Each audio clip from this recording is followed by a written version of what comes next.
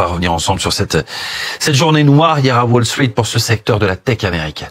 Oui, le Nasdaq, l'indice des technologies, a perdu un peu plus de 3%. Certaines petites valeurs ont chuté jusqu'à 30%. Mais le symbole de cette journée, c'est l'action Nvidia. Vous savez, ces fabricants de puces qui étaient jusqu'à hier matin l'entreprise la plus valorisée en bourse du monde. Eh bien, l'action s'est effondrée de près de 17% en clôture. Mais surtout, la valeur de l'entreprise, elle a chuté de 589 milliards très exactement. Incroyable. De dollars en une seule journée. Jamais une entreprise n'avait perdu autant en une seule journée. Le record précédent, il a été, c'est 2 fois plus que le record précédent qui était déjà détenu par Nvidia. Et pourquoi cette chute?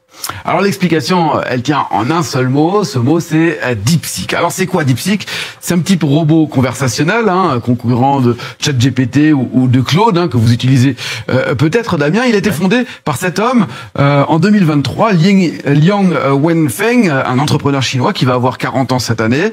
Le chat est disponible depuis quelques mois, a fait une mise à jour la semaine dernière et très vite, il est devenu numéro 1 des téléchargements sur la plupart des plateformes, dans de nombreux pays, dont ici en France, tout simplement parce qu'il est extrêmement performant, presque autant ou parfois plus sur certains points que ChatGPT ou que Claude. L'université Berkeley le classe parmi les meilleurs car il est capable de résoudre des problèmes complexes en quelques secondes, de rédiger seulement une partie de ma chronique ce matin par exemple.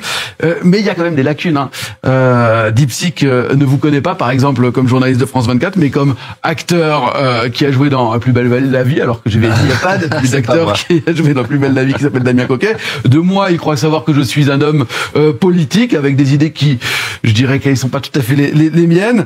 Là où ChatGPT laisse plutôt un portrait qui correspond à la réalité pour vous ou pour moi, donc on se fiera à eux. Et puis n'oublions pas que c'est un acteur, un nouveau venu qui est chinois et qui a quelques questions auxquelles il ne préfère pas répondre. Vous m'envoyez ici sur Tiananmen ou bien qui est le président chinois, réponse en anglais, je ne peux pas vous répondre. Et puis peut-être un peu plus grave, lorsque je lui ai demandé si Taïwan faisait partie de la Chine, eh bien il nous a répondu que évidemment que oui, mais surtout il est dit, et là c'est une prise de position très claire, nous nous engageons fermement à défendre la souveraineté et l'intégralité territoriale de la Chine. Nous espérons que la communauté internationale comprendra et soutiendra pleinement la position de la Chine sur la question de Taïwan. Les IA ne sont jamais neutres, de toute façon. Bon, alors, on a compris, il y a cette nouvelle intelligence artificielle chinoise qui arrive, mais alors on a parlé Nvidia qui, elle, fabrique des puces. Pourquoi est-ce qu'un fabricant de puces se casse la figure face à la percée de cette entreprise chinoise? Alors, je dirais qu'il y a 2 explications à retenir. La première, c'est le coût de fabrication de cette intelligence artificielle.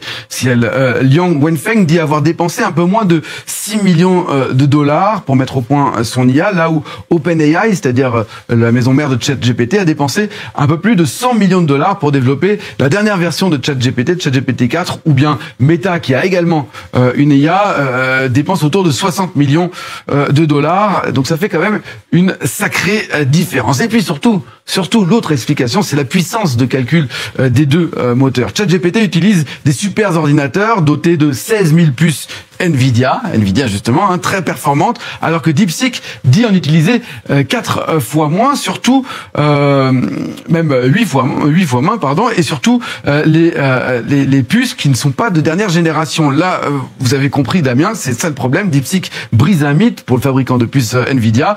L'IA peut d'abord être produit à coût réduit et sans forcément nécessiter autant de puces. Vous imaginez le manque à gagner potentiel de Nvidia qui dominait le marché.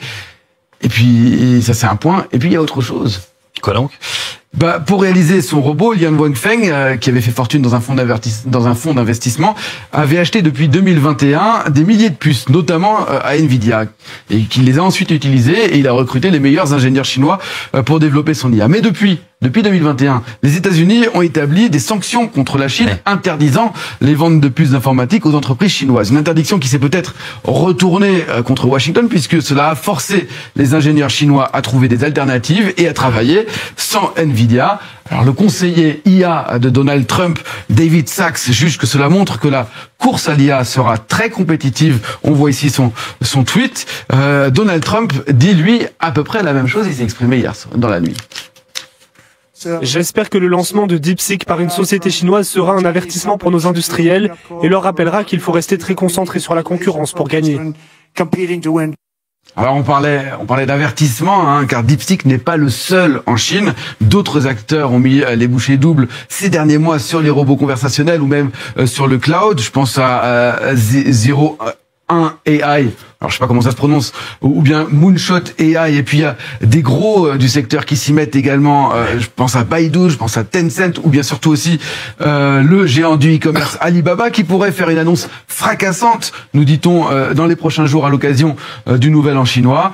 Mais les États-Unis comptent rester dans la course et mettre le paquet sur l'IA. La semaine dernière, Donald Trump a lancé son projet Stargate aux côtés d'Oracle ou bien du japonais SoftBank et d'OpenAI, justement, qui vise 500 milliards de dollars d'investissement dans le secteur d'ici 5 ans, à condition qu'il y ait eu besoin réellement de ces 500 milliards d'investissement.